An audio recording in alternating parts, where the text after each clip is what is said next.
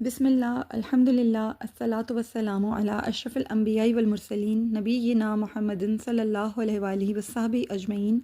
اما بعد رب اشرح لی صدری ویسر لی امری واحلل عقدۃ من لسانی یفقہوا قولی آمین یا رب العالمین۔ السلام علیکم ورحمۃ اللہ وبرکاتہ۔ رحیق المختوم میں آج انشاءاللہ ہم اپنا لیکچر نمبر 53 سٹارٹ کر رہے ہیں، اور آج کا میرا ٹاپک ہے ریاست مدینہ کی دفاعی پیش رفت۔ ہم اس زمن میں انشاءاللہ تعالیٰ جنگ بدر کے بعد رونما ہونے والے کچھ حالات و حوادث ہیں جو آپ کے سامنے ذکر کرنے رہ گئے ہیں۔ جس طرح رسول اللہ صلی اللہ علیہ وسلم نے جنگی قیدیوں کے ساتھ حسن سلوک فرمایا، پھر ان کا فدیہ کس طرح سے وصول کیا گیا، ان کے لیے کیا احکامات جاری کیے گئے، اور اس میں کیا کیا معاملات ہوئے، آج انشاءاللہ تعالیٰ ہم ضمنی طور پر انہیں بھی پڑھیں گے۔ اور پھر جو ہمارا مین ٹاپک ہے کہ کس طرح سے مسلمانوں کی فتح مندی کے بعد مشرکین مکہ غیظ و غضب اور انتقام کی آگ میں جلنے لگے، اور یہودیوں کا جو خبث باطن تھا اس نے سر اٹھایا، منافقوں کی سازشوں میں کس طرح تیزی آنے لگی، لیکن مسلمانوں نے اللہ تعالیٰ کی توفیق و عنایت اور رسالت مآب صلی اللہ علیہ وسلم کی بے مثل بصیرت اور رہنمائی کی بدولت ہر دشوانی کو کس طرح آسان بنا لیا، یہ انشاءاللہ تعالیٰ آج ہم کور کریں گے، اس کو ہم پڑھنے کی کوشش کریں گے۔ اس پس منظر میں آپ کو آج غزوہ بنو سلیم کے بارے میں بھی بتاؤں گی، اور غزوہ سویق، غزوہ بحران، سریہ قردہ اور غزوہ بنو قینقاع کے واقعات بتاؤں گی، اور انشاءاللہ تعالیٰ جہاں تک ہمارے پاس وقت میں برکت ہوئی، وقت میں توفیق ہوئی، ہم اس کو کور کرنے کی کوشش کریں گے۔ شروع کرنے سے پہلے اللہ تعالیٰ سے دعا کرتے ہیں کہ اللہ تعالیٰ یہ سیکھنا، پڑھنا، سمجھنا میرے لیے، آپ کے لیے، ہمارے والدین کے لیے، آنے والی تمام نسلوں کے لیے اسے قبول فرمائے، اسے صدقہ جاریہ بنائے، زاد آخرت بنائے۔ اللہ اور اللہ کے حبیب صلی اللہ علیہ وآلہ وسلم کی خوشنودی حاصل کرنے کا یہ بہترین ذریعہ ثابت ہو، اور اللہ تعالیٰ ہماری زندگیوں میں سچی سچی اطاعت کو شامل فرمائے، ہم نبی کریم صلی اللہ علیہ وآلہ وسلم کے پکے سچے امتی بنیں، اور اللہ تعالیٰ کی خوشنودی حاصل کریں، اللہ کے حبیب صلی اللہ علیہ وآلہ وسلم کی شفاعت کے مستحق ٹھہریں، آمین یا رب العالمین۔ چلیے شروع کرتے ہیں اپنے ٹاپک کو۔ جیسے کہ میں نے آپ کو بتایا تھا کہ نبی کریم صلی اللہ علیہ وآلہ وسلم نہایت شان کے ساتھ، نہایت وقار کے ساتھ اب مدینہ منورہ میں تشریف لا چکے تھے، اور اسلامی لشکر اور قیدیوں کے پہنچنے کے ایک دن پہلے ہی آپ تشریف لا چکے تھے۔ اب آپ صلی اللہ علیہ وسلم کے ساتھ آپ کا جو جنگی محافظ دستہ تھا اس نے آپ صلی اللہ علیہ وسلم کا احاطہ کر رکھا تھا، وفود آ رہے تھے اور آپ کو مبارکبادیں دے رہے تھے، یعنی جو صاحب آپ کے ساتھ شامل نہیں ہو سکے تھے غزوہ میں، غزوہ بدر میں، وہ آپ صلی اللہ علیہ وسلم کو مبارکباد دے رہے تھے، آپ صلی اللہ علیہ وسلم ان کی تعریف فرما رہے تھے، کچھ اپنے نہ جانے کا جو ریزن تھا وہ بتا رہے تھے کہ کیونکہ ہمیں معلوم ہی نہیں تھا کہ غزوہ پیش آ جائے گی، اور نبی کریم صلی اللہ علیہ وسلم ان کی تائید فرما رہے تھے کہ ہاں تم ٹھیک کہتے ہو۔ پھر مدینہ آ کر آپ صلی اللہ علیہ وسلم نے تمام قیدی صحابہ کرام رضی اللہ تعالیٰ عنہم میں یہ جو جنگی قیدی تھے نا، یہ تقسیم فرما دیا، اور انہیں نصیحت فرمائی کہ ان لوگوں کے ساتھ بھلائی کی وصیت قبول کرو۔ ابو عزیر بن عمیر رضی اللہ تعالیٰ عنہ، یہ سیدنا مصعب بن عمیر رضی اللہ تعالیٰ عنہ کے سگے بھائی تھے، بعد میں قبول کیا تھا انہوں نے اسلام، لیکن جنگ بدر میں یہ قیدی بن کر آئے تھے۔ وہ بتاتے ہیں کہ بدر کے دن ایک انصاری آدمی مجھے قید کرنے کے لیے باندھ رہا تھا کہ میرے پاس سے میرا بھائی مصعب گزرا، اس نے میری طرفداری کی بجائے اس انصاری سے کہا اسے اچھی طرح کس کر باندھو، اس کی ماں بڑی دولت مند ہے، خوب فدیہ دے گی۔ کہتے ہیں جب ہم مدینہ پہنچے تو مجھے ایک انصاری کے حوالے کر دیا گیا، صبح شام جب اس انصاری کے اہل خانہ کھانا کھانے لگتے وہ مجھے روٹی پیش کرتے اور خود کھجوروں پر گزارا کیا کرتے تھے۔ یعنی مدینہ میں نا روٹی نایاب تھی اور کھجوریں ہر کسی کو میسر تھیں، تو وہ نایاب چیز جو تھی وہ اپنے اس جنگی قیدی کو پیش کیا کرتے تھے۔ ان میں سے جب بھی کسی کے ہاتھ روٹی کا ٹکڑا لگتا تو وہ مجھے دے دیتے، مجھے بڑی شرم محسوس ہوتی اور میں وہ لینے سے انکار کر دیتا، لیکن ان کا اصرار غالب رہتا، کیونکہ قیدیوں کے بارے میں رسول اللہ صلی اللہ علیہ وسلم نے بھلائی کی تاکید فرمائی تھی۔ ایک اور قیدی ابو العاص بن ربی رضی اللہ تعالیٰ عنہ بیان کرتے ہیں کہ میں انصار کے گروہ میں تھا، اللہ تعالیٰ انہیں جزائے خیر عطا فرمائے، صبح شام وہ جب بھی کھانا کھاتے روٹی مجھے دیتے اور خود کھجور کھاتے، جبکہ روٹی بہت کم ہوتی تھی اور مدینہ میں عموماً کھجور ہی میسر ہوتی تھی، بلکہ کبھی کبھار ایسا بھی ہوا کہ کسی کے ہاتھ میں روٹی کا ٹکڑا آ گیا تو اس نے وہ ٹکڑا خود نہیں کھایا بلکہ مجھے کو عطا کر دیا۔ پھر اسی طرح ولید بن مغیرہ بھی بدر کے قیدیوں میں سے تھے، وہ بیان کرتے ہیں کہ جن کے پاس ہمیں بطور قیدی رکھا گیا تھا وہ اتنے بلند اخلاق تھے کہ خود پیدل چلتے اور ہمیں سواری کی سہولت مہیا کیا کرتے تھے۔ قیدیوں کے ساتھ رسول اللہ صلی اللہ علیہ وسلم کا سلوک رحمت، عدل اور احتیاط ان تمام دعوتی مقاصد کا آئینہ دار تھا۔ اسی بنا پر آپ صلی اللہ علیہ وسلم نے سلسلے میں مختلف طریقے اختیار فرمائے، کچھ مشرکوں کو قتل کیا، کچھ کو قید کیا، یعنی جنہیں قید کیا پھر ان سے فدیہ بھی قبول کیا، کسی کو احسان کا مستحق سمجھا اور بعض قیدیوں پر احسان کرتے ہوئے مسلمانوں کے 10 بچوں کو تعلیم دینے کی شرط عائد فرمائی۔ جن پر احسان کیا ان میں سے ایک مطعم بن عدی کو رسول اللہ صلی اللہ علیہ وسلم نے اعزاز دیا۔ اسیران بدر کے متعلق یوں فرمایا کہ اگر مطعم بن عدی زندہ ہوتا، مطعم بن عدی غزوہ بدر کے موقع پر دنیا میں نہیں تھا، تو آپ صلی اللہ علیہ وسلم نے اعزاز اس طرح سے عطا فرمایا، یعنی حسن کردار کی ایک بہترین مثال یوں قائم فرمائی رسول اللہ صلی اللہ علیہ وسلم نے کہ فرمایا اگر مطعم بن عدی زندہ ہوتا اور ان بدبودار لوگوں کے بارے میں مجھ سے سفارش کرتا تو میں اس کی خاطر انہیں فدیہ لیے بغیر چھوڑ دیتا۔ یہ صحیح بخاری کی حدیث ہے۔ نبی کریم صلی اللہ علیہ وسلم کی یہ جو حدیث مبارکہ میں آپ صلی اللہ علیہ وسلم کا حسن کردار ہے اور جو آپ صلی اللہ علیہ وسلم کے مکارم اخلاق ہیں، معلوم ہوتا ہے کہ جناب رسالت مآب صلی اللہ علیہ وسلم اپنے ساتھ نیکی کرنے والوں کا کس قدر لحاظ فرماتے تھے۔ ہرچند مطعم بن عدی مسلمان نہیں ہوا، پھر بھی آپ نے انسانیت کے ناطے اس کا حسن سلوک یاد رکھا صلی اللہ علیہ وسلم۔ طائف سے واپسی پر آپ کو یاد ہوگا کہ جب نبی کریم صلی اللہ علیہ وسلم کو مکہ میں داخل ہونے کے لیے پناہ درکار تھی تو یہ مطعم بن عدی ہی نے رسول اللہ صلی اللہ علیہ وسلم کو پناہ دے کر مکہ میں داخل کروایا تھا۔ پھر جب بنو ہاشم اور مسلمانوں کے خلاف قریش نے جو معاہدہ کیا تھا، جو شیب ابی طالب میں جو بائیکاٹ ہوا تھا، آپ کو یاد ہوگا، اس میں بھی اسے کالعدم کرنے کے لیے مطعم بن عدی نے بہت بھاگ دوڑ کی تھی، بہت آوبھگت کی تھی۔ تو رسول اللہ صلی اللہ علیہ وسلم نے اس کا یہ احسان یاد رکھا اور ہمیں یہ رہتی دنیا تک تعلیم فرمایا، یہ تعلیم فرمائی کہ کبھی بھی کوئی آپ کے ساتھ بھلا کرے، آپ کے ساتھ خیر کرے،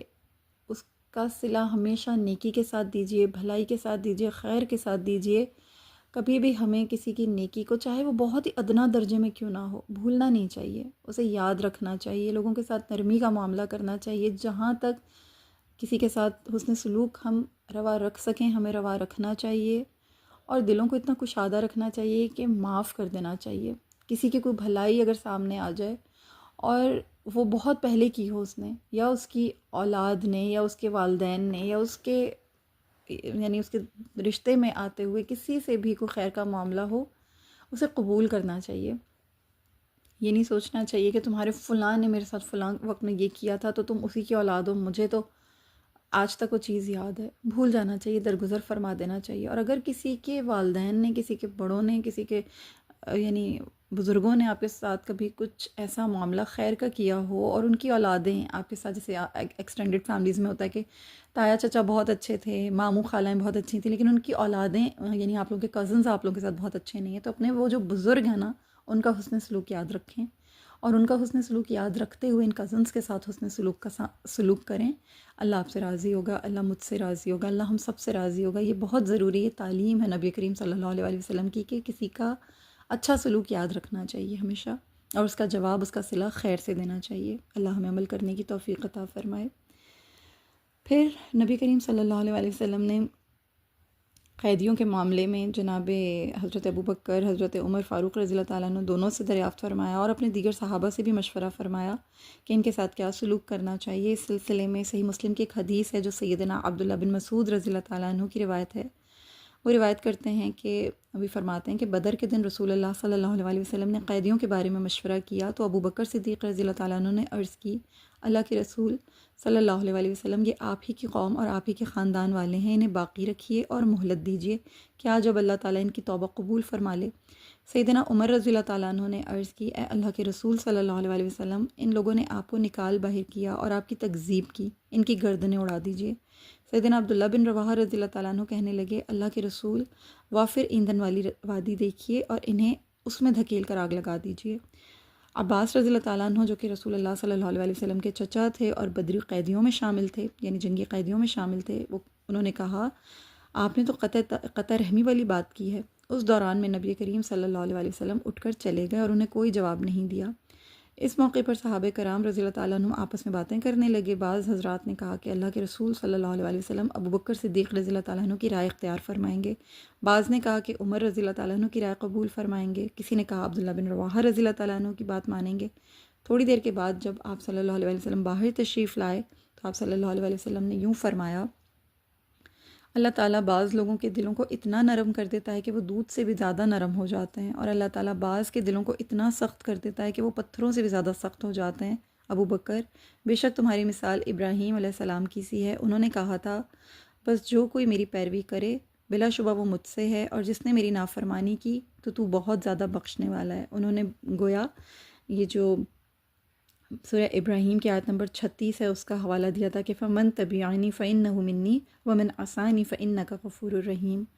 حضرت ابراہیم علیہ السلام کی اس مثال کو رسول اللہ صلی اللہ علیہ وسلم نے اس طرح سے اس حدیث میں کوٹ فرمایا، اور فرمایا کہ اور ابو بکر تمہاری مثال عیسیٰ علیہ السلام جیسی ہے، انہوں نے کہا تھا ان تعذبہم فإنہم عبادک وإن تغفر لہم فإنک انت العزیز الحکیم۔ سورہ مائدہ آیت نمبر 118 میں کہ اے اللہ اگر تو انہیں عذاب دے تو وہ تیرے بندے ہیں، اور اگر تو انہیں بخش دے تو یقیناً تو ہی غالب حکمت والا ہے۔ اور اے عمر، بے شک تمہاری مثال نوح علیہ السلام جیسی ہے، انہوں نے کہا تھا اے میرے رب زمین پر بسنے والے کافروں میں سے کسی کو نہ چھوڑ، ربی لا تذر علی الارض من الکافرین دیارا، یعنی آیت نمبر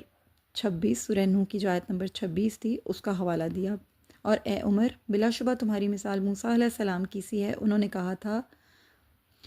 اشدد علی قلوبہم فلا یؤمنوا حتی یروا العذاب العلیم۔ سورہ یونس آیت نمبر 88 کا حوالہ دیا آپ صلی اللہ علیہ وسلم نے کہ اے ہمارے پروردگار ان کے دل سخت کر دے، بس یہ لوگ اس وقت تک ایمان نہ لائیں جب تک اذیتناک عذاب نہ دیکھیں۔ پھر آپ صلی اللہ علیہ وسلم نے فرمایا تم اس وقت کنگال ہو، تمہیں ضرورت درپیش ہے، لہٰذا ان میں سے کوئی قیدی فدیہ ادا کیے بغیر رہا نہ ہو، بصورت دیگر ان کی گردنیں مار دی جائیں۔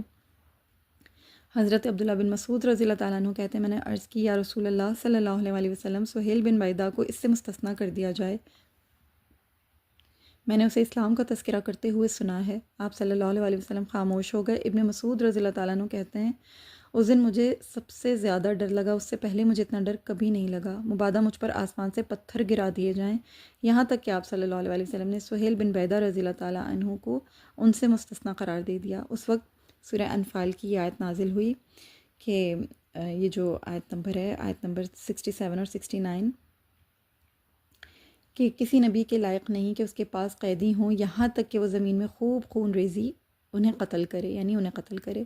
مسلمانوں، تم سامان دنیا چاہتے ہو اور اللہ تمہاری آخرت چاہتا ہے، اور اللہ زبردست خوب حکمت والا ہے۔ اگر اللہ کی طرف سے پہلے ہی بات لکھی ہوئی نہ ہوتی تو تم نے قیدیوں سے جو کچھ لیا اس کے بدلے میں تمہیں بڑا عذاب آ پکڑتا،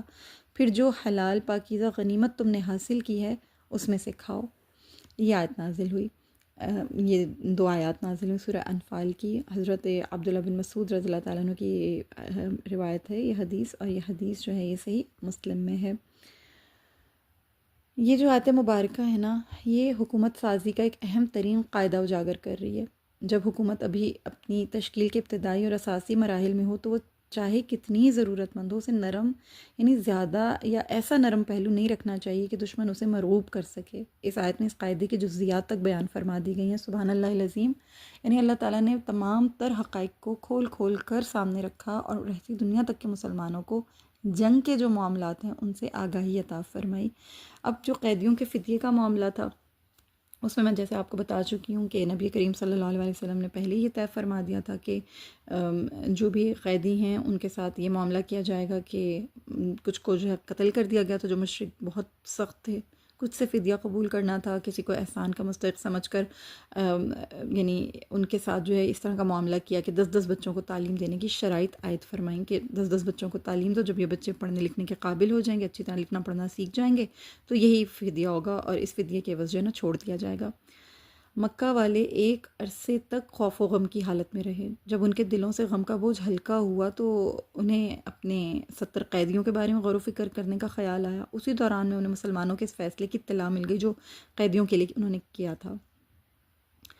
اس فیصلے کی روح سے انہیں اختیار مل گیا تھا کہ چاہیں وہ اپنے قیدیوں کی سزائے موت قبول کر لیں اور چاہیں تو پھر ان کا فدیہ دے کر انہیں چھڑا لیں۔ مکہ والوں نے پھر مدینہ منورہ اپنے نمائندوں کے ہاتھوں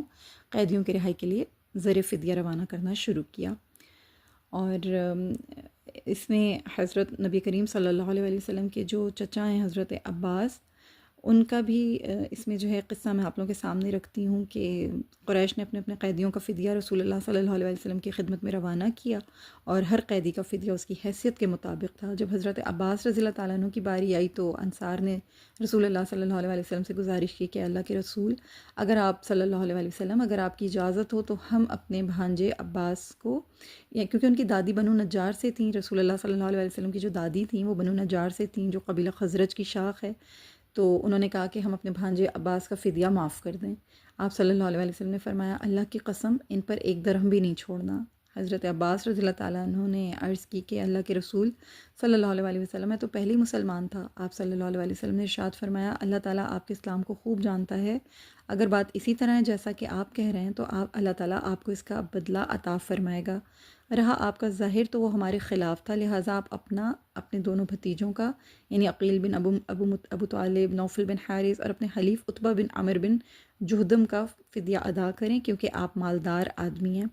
حضرت عباس رضی اللہ تعالیٰ عنہ نے عرض کی کہ اللہ کے رسول صلی اللہ علیہ وسلم میرے پاس تو مال نہیں ہے۔ آپ صلی اللہ علیہ وسلم نے فرمایا آپ کا وہ مال کہاں ہے جو آپ آتے آتے مکہ میں ام الفضل کے پاس رکھائے تھے؟ ام الفضل ان کی زوجہ تھیں، تو نبی کریم صلی اللہ علیہ وسلم نے ان سے سوال کیا کہ وہ مال کہاں ہے جو آپ آتے آتے مکہ میں ام الفضل کے پاس رکھائے تھے؟ اس وقت صرف آپ دونوں افراد تھے، آپ کے پاس اور کوئی شخص موجود نہیں تھا۔ اس وقت آپ نے یہ بھی کہا تھا اگر میں اس سفر میں کام آ جاؤں تو فضل کے لیے اتنا مال ہے، قسم کے لیے اتنا، اور عبداللہ کے لیے اتنا ہے۔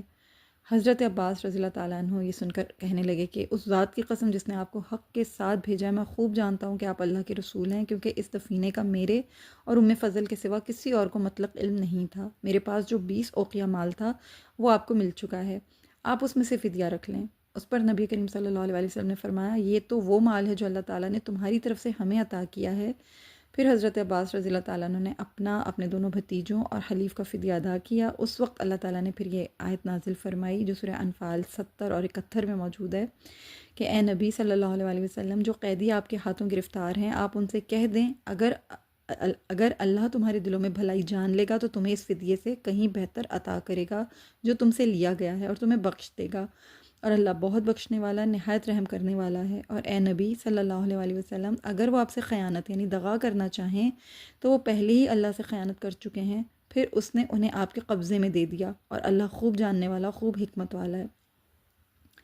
حضرت عباس رضی اللہ تعالیٰ عنہ کہتے ہیں کہ پھر اللہ تعالیٰ نے اسلام کے سائے رحمت میں مجھے 20 اوقیہ کی جگہ 20 غلام عطا کر دیے۔ ہر غلام کے پاس اتنا مال تھا کہ وہ اس سے تجارت کرتا تھا۔ مزید برآں میں اللہ تعالیٰ سے بخشش کی امید رکھتا ہوں۔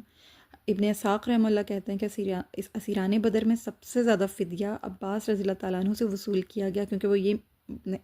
وہ یہ جانتے تھے، یعنی مالدار آدمی تھے، ان سے 100 اوقیہ سونا لیا گیا تھا۔ سبحان اللہ العظیم، یعنی نبی کریم صلی اللہ علیہ وسلم نے یہاں بھی عدل کا دامن نہیں چھوڑا، چاہے وہ ان کے رشتہ دار تھے، سگے چچا تھے، لیکن اس کے باوجود رسول اللہ صلی اللہ علیہ وسلم نے ان کی مالی حیثیت کو دیکھتے ہوئے اور یہ دیکھتے ہوئے، یہ جانتے ہوئے کہ آپ کیونکہ مسلمانوں کے خلاف تھے، جنگی قیدی ہیں، لہٰذا فدیہ تو آپ سے بھی لیا جائے گا، اور آپ کو بنو نجار کی رشتہ داری کے باوجود، ان کی گزارش کے باوجود کہ یہ ہمارے رشتہ دار ہیں اور ہمارے بھانجے ہیں، ہم ان کا فدیہ معاف کر دیتے ہیں، نبی کریم صلی اللہ علیہ وسلم نے فدیے کو معاف نہیں فرمایا۔ سبحان اللہ العظیم، یہ ہے نبی کریم صلی اللہ علیہ وسلم کی حسن کردار کی اعلیٰ ترین مثال کہ اپنا بھی ہو چاہے تو اس کو کسی قسم کا ایج حاصل نہیں ہے۔ جو کلپریٹ ہے، جو مجرم ہے، جو ملزم ہے، جس پر کوئی سزا بنتی ہے اسے اس سزا ملے گی۔ جو دوسروں کے ساتھ سلوک روا رکھا جائے گا وہی اپنے قریبی عزیز کے ساتھ بھی رکھا جائے گا، چاہے جتنی مرضی قریب کی رشتہ داری ہو۔ سبحان اللہ العظیم، نبی کریم صلی اللہ علیہ وسلم نے رہتی دنیا تک یہ تعلیم بھی ہمیں عنایت فرمائی۔ پھر اسی طرح سے ایک اور قصہ ہے کہ سہیل بن عمر نے بعد میں اسلام قبول کر لیا تھا، لیکن اس وقت یہ کیونکہ جنگی قیدیوں میں شامل تھے، لہٰذا ان سے بھی فدیہ جو ہے قبول کیا گیا، ان سے بھی فدیہ لیا گیا۔ سہیل بن عمر رضی اللہ تعالیٰ عنہ کے فدیے کے لیے مکرز بن حفص بن عقیف آیا۔ اس نے مسلمانوں سے سہیل بن عمر کے فدیے کے متعلق بات کی، حتیٰ کہ مسلمانوں نے رضامندی کا اظہار کیا۔ اب صحابہ کرام رضی اللہ تعالیٰ عنہم نے مطالبہ کیا کہ طے شدہ فدیہ پیش کرو، جو طے کیا گیا فدیہ وہ پیش کرو۔ یہ میں آپ کو بتا دوں کہ مسلمانوں نے جو فدیے کی جو رقم جو طے کی تھی نا، وہ کم سے کم 1000 سے 40,000 درہم تک کی تھی،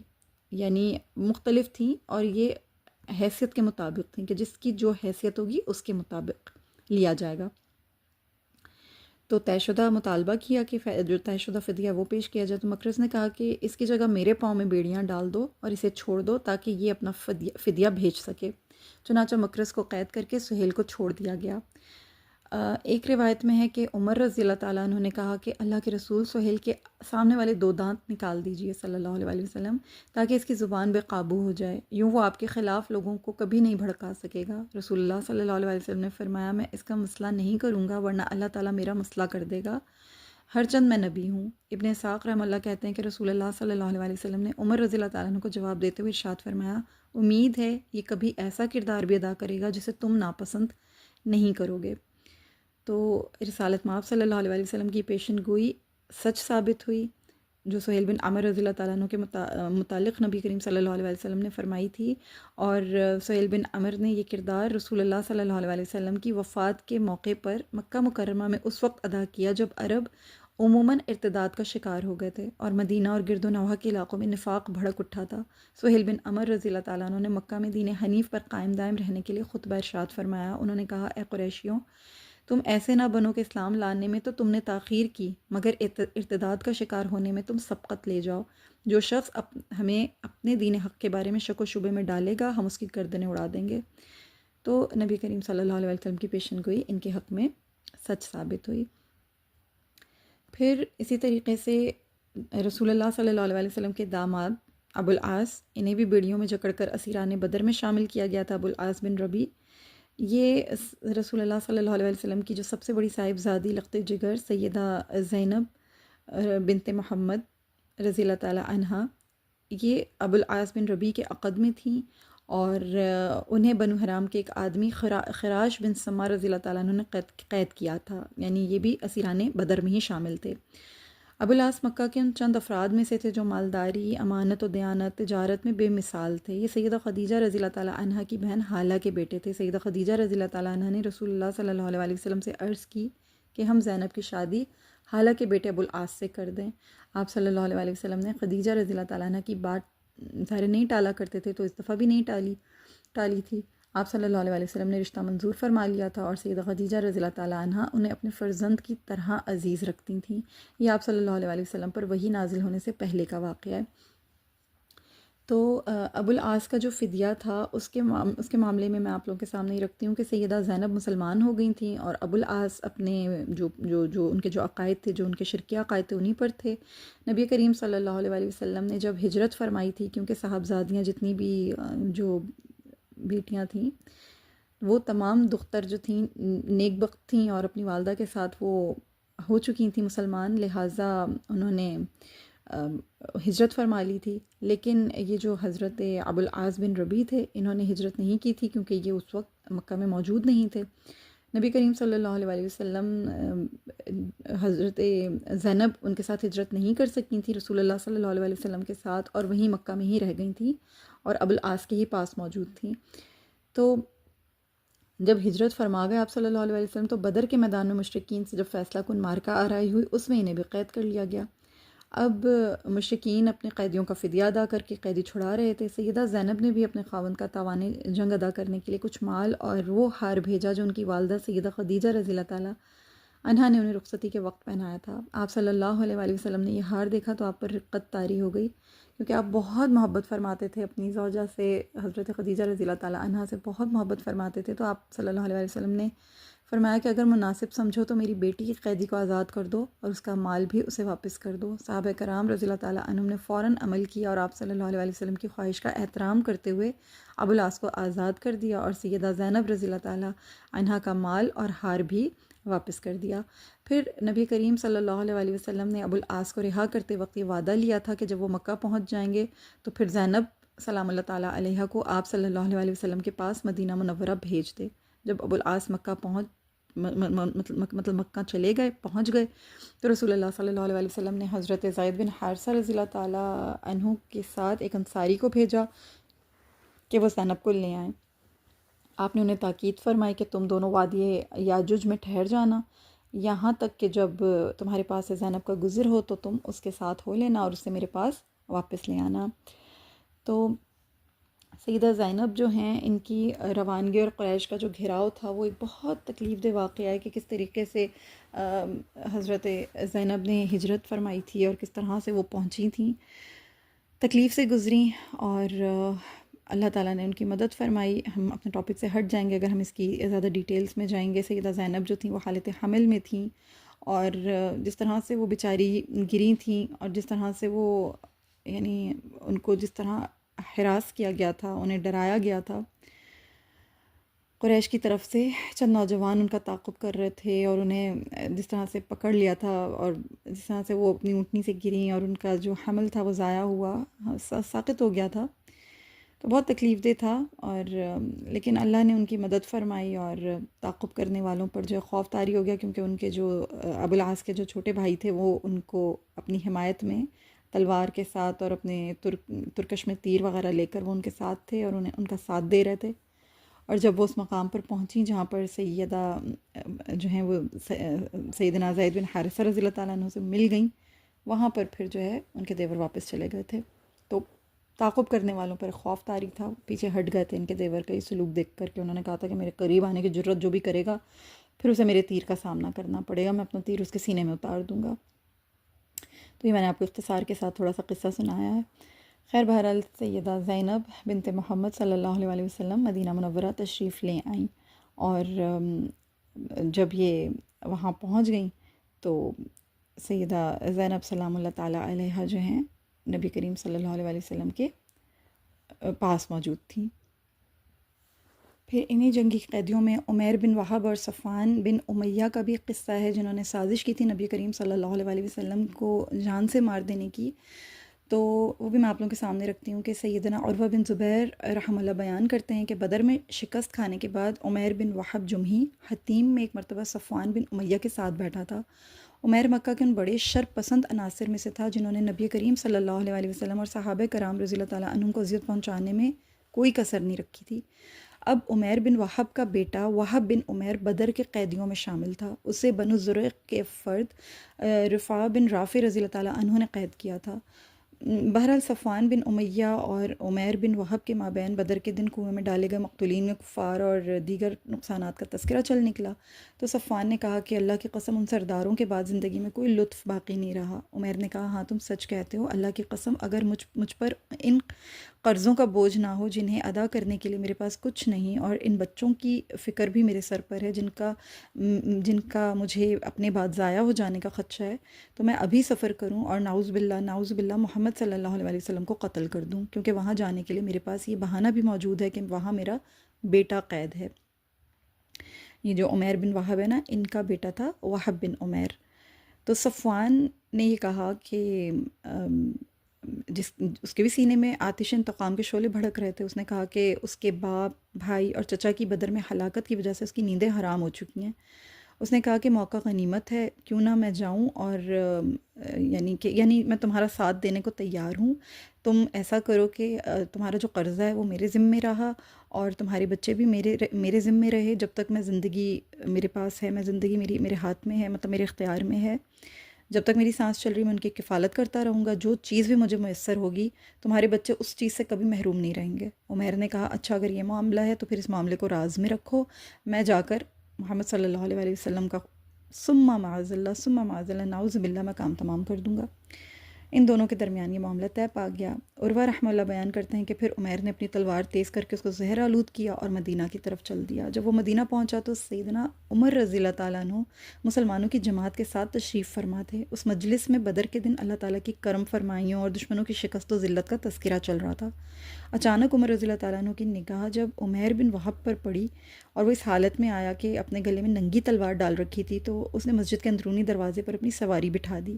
حضرت عمر رضی اللہ تعالیٰ عنہ بولے اللہ کی قسم اللہ کا دشمن لازماً برے ارادے سے آیا، یہی تھا جس نے بدر کے موقع پر دشمن کو ہماری تعداد کم بتا کر انہیں ہمارے خلاف بھڑکایا تھا۔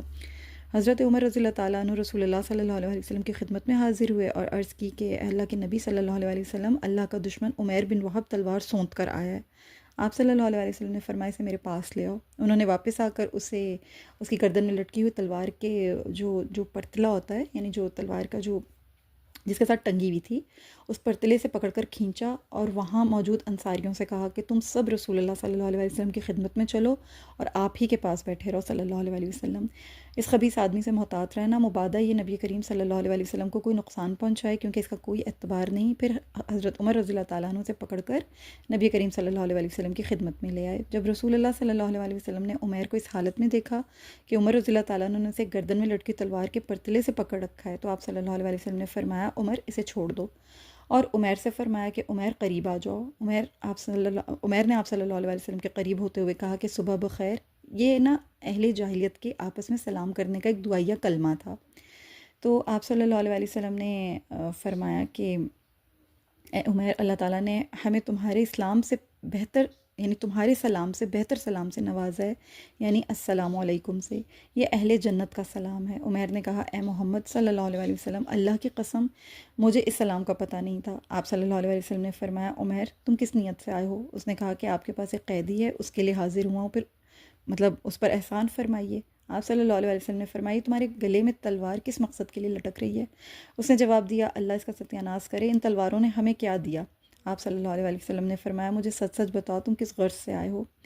اس نے کہا صرف اپنے قیدی کو چھڑانے آیا ہوں۔ آپ صلی اللہ علیہ وسلم نے فرمایا وہ کیا معاملہ ہے جب تم اور صفوان بن امیہ حتیم میں اکٹھے بیٹھے تھے اور کنویں میں پھینکے جانے والوں کا تذکرہ کر رہے تھے، پھر تم نے کہا مجھ پر اگر قرض اور بچوں کا بوجھ نہ ہو تو میں محمد صلی اللہ علیہ وسلم کو لازماً قتل کر آؤں۔ چنانچہ صفوان نے تمہیں میرے قتل کے بدلے تمہارے قرض چکانے اور بچوں کی کفالت کی ضمانت دی، لیکن اللہ تعالیٰ نے تمہارے اور تمہارے اس منصوبے کے درمیان رکاوٹ ڈال دی ہے۔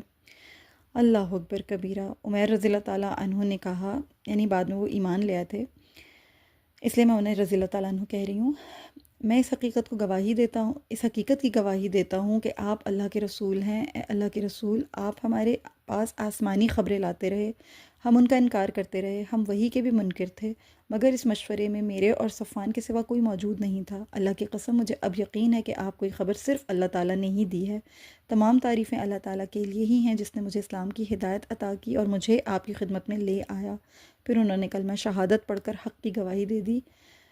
رسول اللہ صلی اللہ علیہ وسلم نے صحابہ کرام رضی اللہ تعالیٰ عنہم سے کہا اپنے بھائی کو دین سکھاؤ، قرآن پڑھاؤ اور اس کا قیدی چھوڑ دو۔ صحابہ کرام رضی اللہ تعالیٰ عنہم نے اس حکم کی فوراً تعمیل کی۔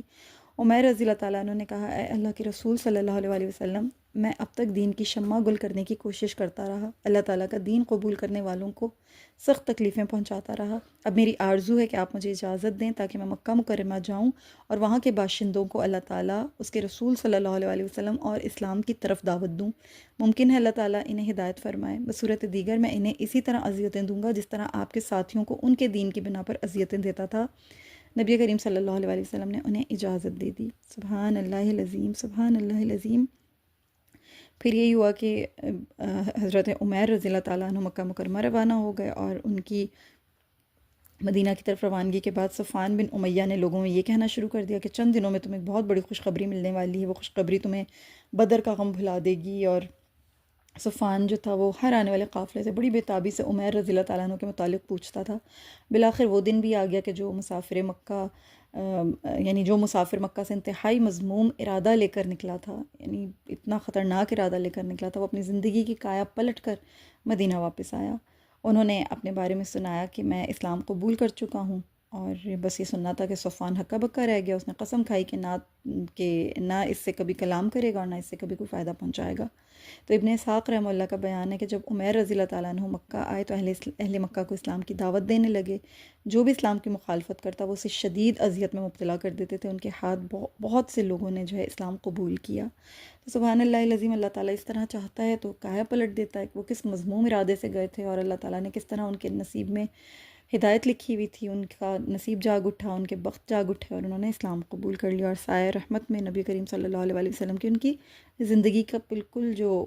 کایا تھی وہی پلٹ گئی۔ تو یہ جو قصہ ہے نا، یہ ان کا ایسا انقلابی سفر ہے، ہمیں بہت اہم سبق ملتے ہیں، بڑی قیمتی نصیحتیں حاصل ہوتی ہیں۔ پہلی نصیحت تو یہ حاصل ہوتی ہے کہ کفار و مشرکین مسلمانوں کی نسل کشی کے در پہ رہتے ہیں، ہمیشہ ان کے اندر یہی ایک دشمنی رہتی ہے، ان کے اندر یہ بغض اور عداوت رہتا ہے کہ داعیان اسلام کی نسل کشی کسی طریقے سے ہم کر دیں. یہ لوگ کسی صورت مسلمانوں کے دوست نہیں ہو سکتے. صفوان اور عمیر رضی اللہ تعالیٰ عنہ کا رسول اللہ صلی اللہ علیہ وسلم کو شہید کرنے پر اتفاق بتاتا ہے کہ مشرکین صرف دعوت ترک کرنے، اس کی راہ میں طرح طرح کی رکاوٹیں کھڑی کرنے اور لوگوں کو اس سے دور رکھنے ہی پر اکتفا نہیں کرتے ہیں، اور صرف اسی پر اتفاق نہیں کرتے ہیں بلکہ وہ داعیان اسلام کو نیست و نابود کرنے کے لیے بھی گٹھ جوڑ کیے بیٹھے ہیں. وہ لوگ اس مذموم مقصد کی تکمیل کے لیے گھٹیا سے گھٹیا حربہ استعمال کرنے کے لیے بھی تیار رہتے ہیں، اس سے بھی نہیں چوکتے ہیں. لہٰذا ہمیں ہمیشہ اس چیز کے لیے ذہنی طور پر تیار رہنا چاہیے. اسی طرح مالدار لوگ فقراء کی ضرورت اور مجبوری سے فائدہ اٹھاتے ہیں،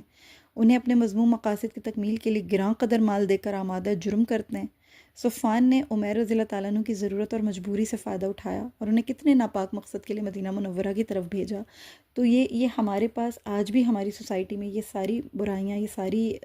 ذلتیں، ساری ضلالتیں موجود ہیں. پھر امن و سلامتی کے لیے صحابہ کرام کی ہوش مندی ایک بہت اہم ہمیں ایک سبق ملا یہاں پہ، کہ امن و سلامتی اور تحفظ و مدافعت کے لیے دور اندیشی یہ بہت خصوصی وصف ہوتا ہے. حضرت عمر رضی اللہ تعالیٰ عنہ نے جب عمیر رضی اللہ تعالیٰ عنہ کو آتے دیکھا تو ہی محتاط ہو گئے. یعنی ان کی جو باڈی لینگویج تھی نا، اس کو دیکھتے ہی محتاط ہو گئے تھے کہ یہ ننگی تلوار لے کر آیا اور یہ کس ارادے سے آیا، اس کی باڈی لینگویج مجھے خطرناک لگ رہی ہے. تو عمر رضی اللہ تعالیٰ عنہ ان کی سابقہ زندگی کے جو حالات و واقعات ان سے بھی واقف تھے، اس لیے انہوں نے محتاط انداز اختیار کرتے ہوئے صحابہ کرام رضی اللہ تعالیٰ عنہ کو رسول اللہ صلی اللہ علیہ وسلم کے دفاع کے لیے پہلے سے ہی آپ صلی اللہ علیہ وسلم کے پاس بھیج دیا. خود بھی ان کی تلوار کا پرتلا پکڑ کر انہیں رسول اللہ صلی اللہ علیہ وسلم کی خدمت میں پیش کیا اور تلوار کا ممکنہ استعمال جو تھا وہ آلموسٹ ناممکن بنا دیا. تو یہ ان کی ہوش مندی تھی. ہوش مندی سے کام لینا بہت ضروری ہوتا ہے، اور بہت کین آبزرویشن کرنی چاہیے، بہت کینلی آبزرو کرنا چاہیے چیزوں کو، بڑی باریک بینی کا استعمال کرنا چاہیے، بالکل ہوش حواس قائم رکھ کر، بالکل الرٹ رہ کر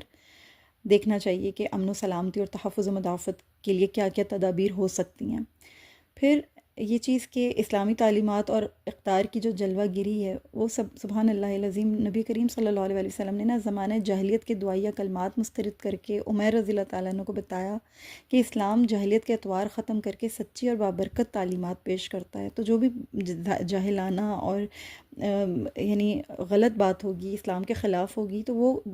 وہ کلمات جو ہوں گے وہ رد ہوں گے، وہ تعلیمات رد ہوں گی. اسلام جاہلیت کے اطوار کو کبھی بھی فروغ نہیں دے گا، بلکہ انہیں سختی کے ساتھ ختم کرے گا اور سچی اور بابرکت تعلیمات پیش کرے گا. یعنی اس کی جلوہ گری کو ہائی لائٹ کرے گا، اقدار کو، اسلامی تعلیمات کے اقدار کو. پھر نبی کریم صلی اللہ علیہ وسلم کا اخلاق عالیہ، آپ صلی اللہ علیہ وسلم معلم انسانیت ہیں. کس طریقے سے آپ نے عمیر رضی اللہ تعالیٰ عنہ سے مہذب برتاؤ کیا، درگزر سے کام لیا، اسے معاف کر دیا، اور جبکہ یہ جانتے تھے آپ صلی اللہ علیہ وسلم کہ وہ آپ کو قتل کرنے کے ارادے سے آیا تھا، لیکن پھر بھی آپ صلی اللہ علیہ وسلم کا جو اخلاق عالیہ اس کو دیکھ کر وہ اسلام قبول کرنے پر جو ہے مجبور ہو گیا، اور اس کے اسلام قبول کرنے کے بعد ان کے بیٹے کو بھی آزاد کر دیا گیا اور ان کی تعلیم و تہذیب کا بھی انتظام کیا گیا. تو سبحان اللہ العظیم، یہ نبی کریم صلی اللہ علیہ وسلم کا حسن اخلاق ہمیں کتنا خوبصورت ایک سبق دے رہا ہے یہاں پہ اس قصے میں. پھر عمیر رضی اللہ تعالیٰ عنہ کی جو ایمانی قوت تھی کہ سارے مکہ نے اپنے اسلام یعنی سارے مکہ کے سامنے اپنے اسلام کا اظہار کیا، پھر تبلیغ و دعوت دین کا عزم جو تھا اس کو بھی مسلم انداز میں جو ہے اس پر عمل پیرا رہے، اور رسول اللہ صلی اللہ علیہ وسلم نے ان کی خواہش کا احترام کیا، انہیں مکہ جانے کی اجازت دے دی. چنانچہ یہ چیز بھی ہمارے لیے بہت بڑا سبق ہے کہ جب اسلام کا اعلان کیا تو پھر لوگوں کو اسلام کی طرف دعوت بھی دی انہوں نے. یعنی صرف دل سے قبول نہیں کیا، پھر جو ان کے پاس ریسورسز تھے ان ریسورسز کو بھی استعمال کیا کہ جس طرح میں مخالفت میں آگے تھا، اب میں اس کی معاونت میں بھی آگے رہوں گا. سبحان اللہ العظیم، یہ بھی ان کی ایک ایمانی قوت تھی جو اللہ تعالیٰ نے اس کو فروغ عطا فرمایا. تو سبحان اللہ، یہ تمام جو واقعات ہیں یہ پڑھنے کے بعد ہمیں غزوہ بدر کو الحمدللہ سمجھنے کا موقع ملا. بہت خوبصورت اس سے ہمیں پہلو ملے، بہت شاندار اس سے ہمیں تعلیمات عطا ہوئیں. اب بات کو تھوڑا آگے لے کر چلتے ہیں، اور جو میرا آج کا مین ٹاپک ہے جو میں آپ کے ساتھ ریاست مدینہ کی دفاعی پیش رفت کے بارے میں ذکر کرنا چاہ رہی ہوں. تو تھوڑا سا ہم اس کے بارے میں سمجھتے ہیں کہ جب میدان بدر میں حق و باطل کے مارکے کے بعد نبی کریم صلی اللہ علیہ وسلم اور آپ صلی اللہ علیہ وسلم کے صحابہ کرام کو شاندار فتح ہو گئی، اور سارے عرب میں اسلام کی حقانیت اور باطل کی پسپائی کا نظارہ جب سب نے دیکھ لیا، تو مسلمانوں کی تمام اہل عرب پر ایک ہیبت طاری ہو گئی، مسلمانوں کے حوصلے اور ولولے بڑھ گئے، اور اسلام اور پیغمبر اسلام صلی اللہ علیہ وسلم کی حقانیت و صداقت آفتاب عالم، صداقت و حقانیت کا جو آفتاب تھا وہ پوری آب و تاب کے ساتھ سب کے سامنے چمکنے لگا۔ اس کامیابی سے دشمنان اسلام کے تو ہوش حواسی کھو گئے، اور وہ مسلمانوں کو اس فتح کا مستحق نہیں سمجھتے تھے۔ جب انہوں نے دیکھا کہ یہ فتح ان کو حاصل ہو چکی ہے تو اب یہ فتح ان کے لیے ہر لحاظ سے سب سے بڑا خطرہ تھی۔ انہیں اپنا مستقبل تاریک دکھائی دے رہا تھا، خاص طور پر جو مشرکین مکہ تھے وہ تو مسلمانوں کی فتح یابی پر ہوش و حواس ہی کھو بیٹھے تھے، انہیں کچھ سجائی نہیں دے رہا تھا کہ اب انہیں کیا کرنا چاہیے۔ ان کا سارا غرور خاک میں مل چکا تھا، وہ کسی کو منہ دکھانے کے قابل ہی نہیں رہتے، اور بدر میں جو اس قدر خطرناک اور زبردست شکست و ہزیمت ہوئی تھی، ان کے استحکام کو تو اس نے متزلزل کر کے رکھ دیا تھا، اور معیشت شدید خطرات سے دوچار ہو گئی تھی۔ ان کے بیرونی تعلقات، سیاسی شہرت، اثر و رسوخ بڑی بڑی بھاری اور بہت کاری ضرب لگی تھی ان ساری چیزوں پر۔ انہیں ہر دم یہی فکر کھائی جاتی تھی کہ مسلمانوں سے اپنے مقتولین اور دوسرے شدید نقصانات کا بدلہ ہم نے کس طرح سے لینا ہے۔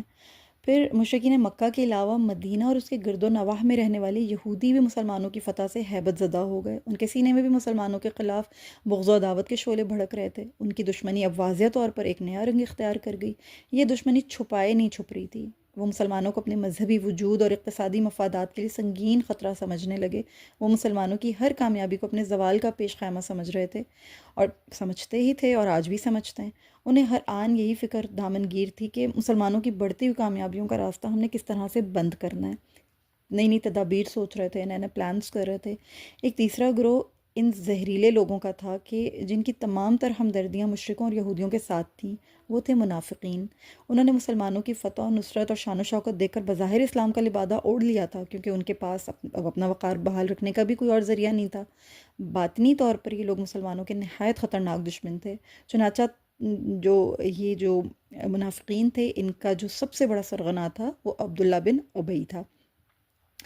چوتھا طبقہ ان بدوی قبائل کا تھا جو مدینہ کے گرد و نواح میں رہتے تھے۔ یہ سرکش لوگ تھے، ضدی قسم کے لوگ تھے، یہ راہزنی اور لوٹ مار کرتے تھے، ان کا پیشہ ہی یہ تمام چیزیں تھیں، یعنی راہزنی کرنا، لوٹ مار کرنا۔ انہیں کفر و اسلام میں کوئی دلچسپی نہیں تھی، ان کا یعنی کوئی دین نہیں تھا، کوئی مذہب نہیں تھا، بس ان کا لوٹ مار ہی پیشہ تھا، اور ان کا دین تھا، ان کا مذہب تھا، ان کا اوڑھنا بچھونا تھا۔ مسلمانوں کی فتح ان کے لیے بھی شدید پریشانی کا باعث بن گئی۔ انہیں یہ خطرہ لاحق ہو گیا کہ اگر مدینہ میں ایک طاقتور اور مضبوط حکومت قائم ہو گئی تو ہماری تو لوٹ مار کا سلسلہ بند ہو جائے گا اور ہماری زندگی مشکلات کا شکار ہو جائے گی۔ اس گھٹیا اور حقیر سوچ کی وجہ سے ان کے دلوں میں بھی مسلمانوں کے خلاف نفرت پیدا ہو گئی اور وہ اسلام کے دشمن بن گئے۔ انہی اسباب و محرکات اور حالات و حوادث کی وجہ سے اسلامی ریاست اندرونی و بیرونی خطرات میں گھر کے رہ گئی۔ غزوہ بدر میں تو کامیابی پا لی مسلمان، اس کے باوجود بھی آرام سے نہیں بیٹھے، نہ کسی خوش فہمی میں مبتلا ہوئے۔ وہ اس حقیقت سے اچھی طرح باخبر تھے کہ اب انہیں پہلے سے بھی زیادہ بیدار رہنا ہے، ہوشیار رہنا ہے، خبردار رہنا ہے، اور اس کی شدید ضرورت ہے۔ وہ خوب جانتے تھے کہ اس عظیم فتح کے بعد دشمنان اسلام کی سازشوں میں بے حد اضافہ ہو گیا ہے۔ انہیں معلوم تھا کہ مشرکین مکہ اس شکست کو آسانی سے ہضم نہیں کریں گے اور اس وقت تک چین سے نہیں بیٹھیں گے جب تک انتقام کی آگ نہ بجھا لیں۔ لہٰذا نبی کریم صلی اللہ علیہ وسلم کی تائید و نصرت اور کمال حکمت و بصیرت سے ان خطرناک حالات سے نمٹنے کے لیے اب ایسے مؤثر اقدامات کیے جانے چاہیے تھے کہ انسانی عقل جن پر دنگ رہ جاتی۔ تو وہی ہوا۔ نبی کریم صلی اللہ علیہ وسلم نے اس قدر جامع منصوبہ بندی فرمائی اور حکمت عملی سے آپ کی جو قائدانہ عبقریت اور عسکری امور تھی اس کو آپ صلی اللہ علیہ وسلم بروئے کار لائے، اور آپ صلی اللہ علیہ وسلم نے ایک طرف یہودیوں اور منافقوں پر کڑی نظر رکھی، اور دوسری طرف آپ صلی اللہ علیہ وسلم نے مشرکین مکہ اور بدوی قبائل کی سرگرمیوں سے بھی لمحہ لمحہ آگاہ رہنے کے لیے اپنے صحابہ کو متحرک فرمایا۔ جو ہی آپ صلی اللہ علیہ وسلم کو کسی جگہ کسی سازش کی اطلاع ملتی، آپ صلی اللہ علیہ وسلم فوراً صحابہ کا لشکر جرار لے کر بنفس نفیس اس کی سرکوبی کے لیے روانہ ہو جاتے تھے۔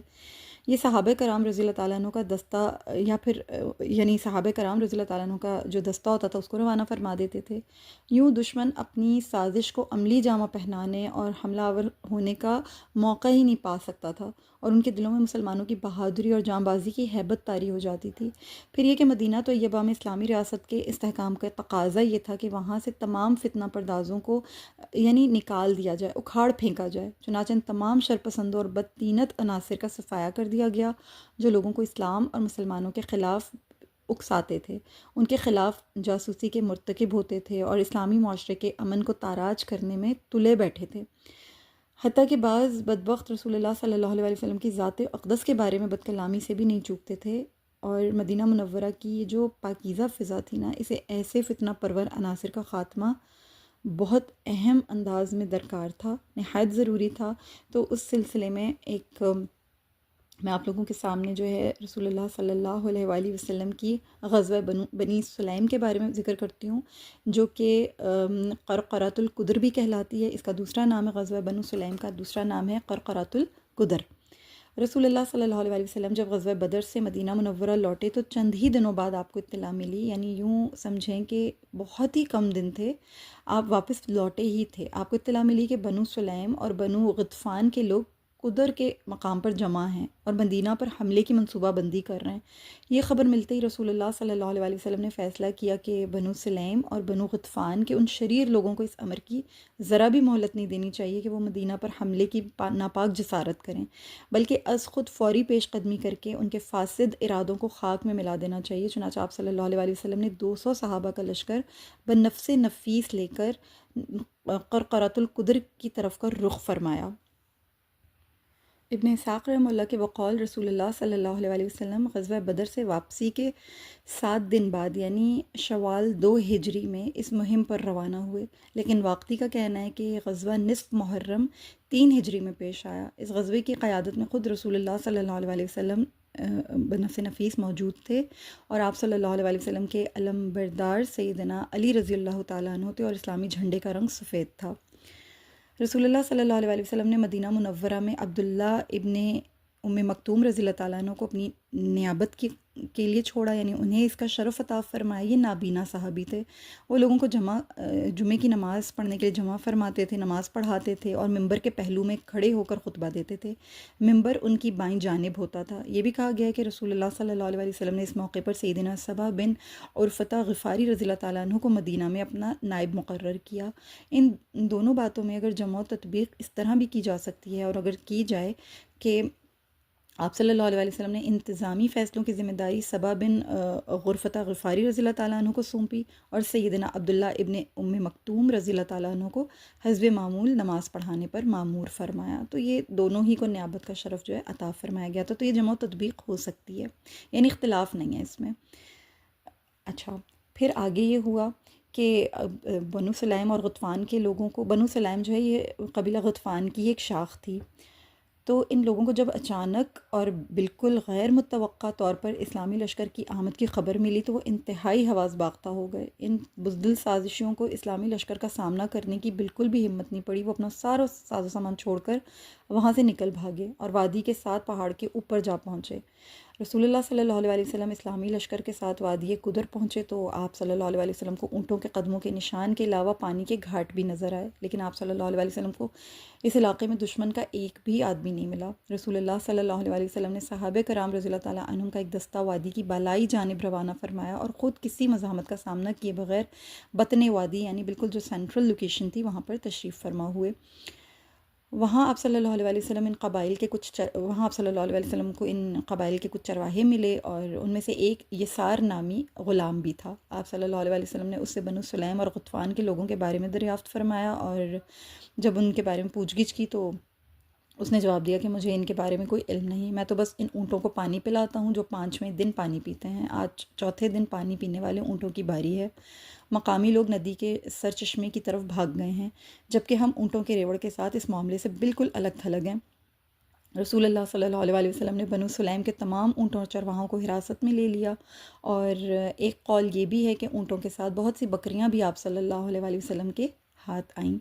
رسول اللہ صلی اللہ علیہ وسلم نے وہاں 3 رات قیام فرمایا۔ یہ بھی کہا گیا ہے کہ آپ وہاں 10 رات مقیم رہے۔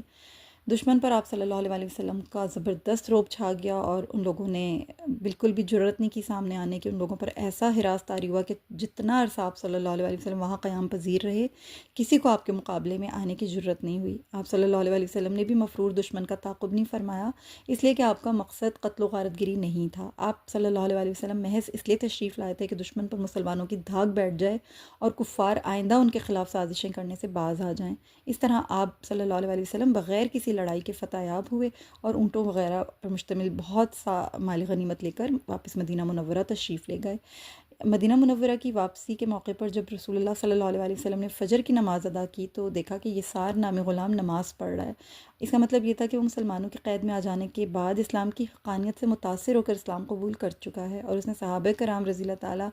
عنہم سے نماز کی تعلیم بھی حاصل کر لی ہے۔ رسول اللہ صلی اللہ علیہ وسلم تو جوہری طور پر تباً لوگوں کو رشد و ہدایت اور بھلائی کا یعنی جو ہے موقع فراہم کیا کرتے تھے، شدید حریص تھے اس چیز کے لیے۔ اس لیے اندازہ کیا جا سکتا ہے کہ یسار کو بارگاہ الہی میں سربت سجود دیکھ کر آپ صلی اللہ علیہ وسلم کو کتنی مسرت نصیب ہوئی ہوگی۔ اب یسار مسلمان ہو جانے کے بعد کیوں قید رہ سکتے تھے؟ وہ بھی مسلمان ہو گئے تھے، اب انہیں قید کرنے کا تو کوئی جواز ہی نہیں تھا۔ رسول اللہ صلی اللہ علیہ وسلم نے صحابہ کرام کو فوراً مال غنیمت تقسیم کرنے کا حکم صادر فرمایا۔ صحابہ کرام رضی اللہ تعالیٰ عنہم نے رسول اللہ صلی اللہ علیہ وسلم کی خدمت میں عرض کیا کہ اللہ کے رسول صلی اللہ علیہ وسلم، ہمارے لیے زیادہ موزوں بات یہی ہے کہ ہم سارے اونٹ ہانک کر مدینہ لے جائیں، کیونکہ ہم میں سے بعض لوگ ایسے بھی ہیں جو مال غنیمت سے ملنے والے حصے کو اپنے ساتھ لے جانے سے عاجز ہیں۔ لیکن ان کی یہ بات سن کر آپ صلی اللہ علیہ وسلم نے دوبارہ یہی حکم دیا کہ اقتسموا، وہ مال غنیمت تقسیم کرو۔ صحابہ کرام رضی اللہ تعالیٰ عنہم نے رسول اللہ صلی اللہ علیہ وسلم کا یہ اصرار جب دیکھا تو وہ معاملے کی تہہ تک پہنچ گئے۔ انہیں احساس ہو گیا کہ رسول اللہ صلی اللہ علیہ وسلم نے غلام کو نماز پڑھتے ہوئے دیکھ لیا ہے، یہ غلام مسلمان ہو گیا اور مسلمانوں کی جماعت میں شامل ہے۔ اسی بنا پر آپ صلی اللہ علیہ وسلم مال غنیمت تقسیم کرنے کا حکم دے رہے ہیں تاکہ یہ غلام فوراً آزاد ہو جائے۔ چنانچہ وہ عرض گزار ہوئے کہ اللہ کے رسول صلی اللہ علیہ وسلم، جس غلام کو آپ نے نماز پڑھتے دیکھا ہے، اگر اس کی وجہ سے آپ یہ حکم صادر فرما رہے ہیں تو ہم اسے آپ کے حصے میں دے دیتے ہیں۔ یہ پیشکش سن کر آپ صلی اللہ علیہ وسلم نے صحابہ سے دریافت فرمایا کہ کیا تم اس بات پر دل سے خوش ہو؟ انہوں نے عرض کیا جی ہاں۔ چنانچہ آپ صلی اللہ علیہ وسلم نے یسار کو قبول فرما کر اسے فوراً پروانہ آزادی عطا کر دیا، اور اس کے بعد اسلامی لشکر مدینہ منورہ کی طرف چل دیا۔ جب سرار نامی جگہ آئی اور مدینہ صرف 3 میل کی دوری پر رہ گیا تو مال غنیمت کی تقسیم عمل میں آئی۔ رسول اللہ صلی اللہ علیہ وسلم نے مال غنیمت 5 حصوں میں تقسیم فرمایا۔ آپ نے خمس نکالنے کے بعد باقی 4 حصے صحابہ کرام رضی اللہ تعالیٰ عنہم میں تقسیم فرما دیے۔ صحابہ کی تعداد 200 تھی اور کل اونٹ 500 تھے۔ ہر صحابی کے حصے میں 2 اونٹ آئے۔ واقعی کی ایک دوسری روایت میں ہے کہ ہر صحابی کو 7 اونٹ ملے۔ اس طرح کل اونٹوں کی تعداد 500 سے کہیں زیادہ بنتی ہے۔ رسول اللہ صلی اللہ علیہ وسلم بنو سلیم کی سرکوبی کے لیے 15 دن مدینہ سے باہر رہے۔ سیدنا عمر رضی اللہ تعالیٰ عنہ کو بھی رسول اللہ صلی اللہ علیہ وسلم کے ساتھ اس غزوے میں جانے کا شرف حاصل ہوا تھا، اور اس کا وہ بعد میں تذکرہ بھی فرمایا کرتے تھے۔ تو غزوہ سلیم جو ہوئی، یعنی غزوہ بنو سلیم، ابن اسحاق رحمہ اللہ نے لکھا ہے کہ رسول اللہ صلی اللہ علیہ وسلم نے شوال کے بقیہ دن اور ذوالقعدہ کا پورا مہینہ مدینہ منورہ میں بسر کیا۔ اس دوران میں آپ نے غزوہ بدر کے موقع پر گرفتار کیے گئے کفار قریش کے جو بہت سے جو قیدی تھے ان کا فدیہ لے کر انہیں رہا بھی فرمایا۔ تو یہ غزوہ بنو سلیم ہم نے آج پڑھی ہے۔ انشاءاللہ تعالیٰ اگلی بار ہم غزوہ بنو قینقاع اور اس سے متعلق اور دیگر باتوں کے اوپر اور دیگر معاملات کے اوپر اور دیگر غزوات کے اوپر انشاءاللہ روشنی ڈالیں گے۔ اللہ سے دعا ہے کہ آج جتنا سیکھا سمجھا ہے اللہ تعالیٰ سے اپنی بارگاہ میں قبول و منظور فرمائے، آمین یا رب العالمین۔ السلام علیکم ورحمۃ اللہ وبرکاتہ۔